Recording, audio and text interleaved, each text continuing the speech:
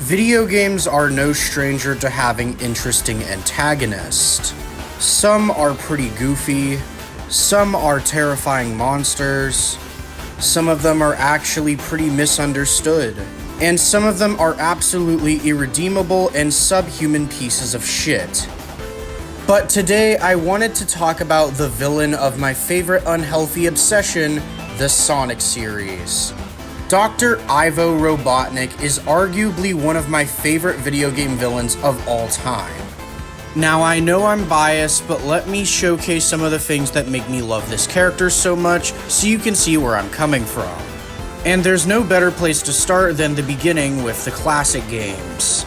Now, Eggman in the classics isn't nearly as threatening as he's presented nowadays, but he's still a good antagonist even for Sonic back then in the early days. For starters, classic Eggman's design is absolutely peak. It may not be threatening, but he's so goofy and charming, and I really like his egg-shaped body, his cape, and his shit-eating grin. All of these are signs that he's bad news. He also is well known for roboticizing the small critters of South Island, and the roboticization process literally turns you into a mindless slave machine, so yeah, it's pretty safe to say he's evil. It also does such a good job showcasing the nature versus machines dynamic that Sonic and Eggman have. He also shows off his intelligence quite well with a lot of the machines he creates throughout the classic titles, but trust me, things are about to get so much better with the modern games. Once we got to the adventure/modern era, Eggman got a redesign along with the rest of the Sonic cast, and I vastly prefer Eggman's modern design over his classic. This was also the point where Eggman became more of a threat, so here are some of the worst things he's done. He blows up half of the moon. Puts a literal fucking gun up to Amy's head. He also manages to win in forces and takes over the world. And in IDW, he gets amnesia, creates a daughter while having amnesia. Then, once he regains his memories, he treats the daughter that he loved as Mr. Tinker like absolute dirt now and wants to see her destroyed. Poor Belle. And that's only a fraction of what this despicable man has done. Now I know what you're probably saying. How are we even supposed to like this evil bastard?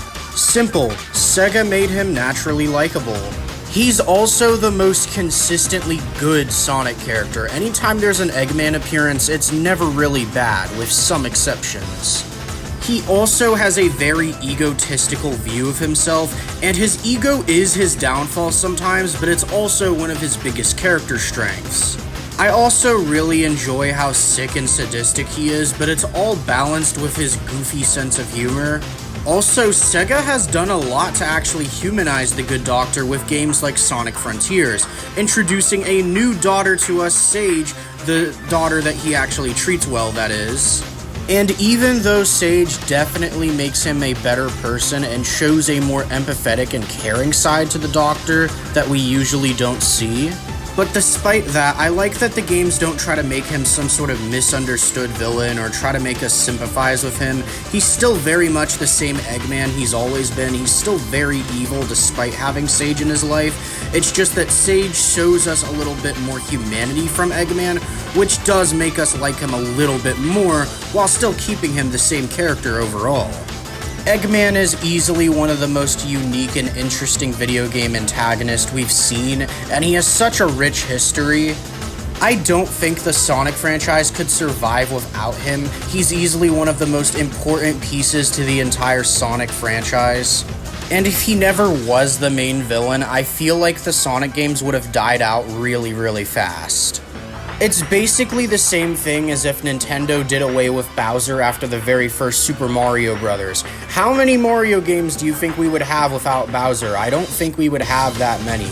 Just like Eggman is important to the Sonic series, Bowser is also very important to the Mario series. To wrap things up, Eggman is simply peak, and I think more people need to recognize that. If you enjoyed today's video, then you should definitely subscribe to this channel because I'm planning on doing more character video essays like this on this channel specifically. And if you want to see more from me at a more consistent rate, then you should definitely subscribe to the main channel. That is where I review all of my video games and movies. There's a treasure trove of content for you to watch and get into. And I'll see you all in whatever my next project ends up being.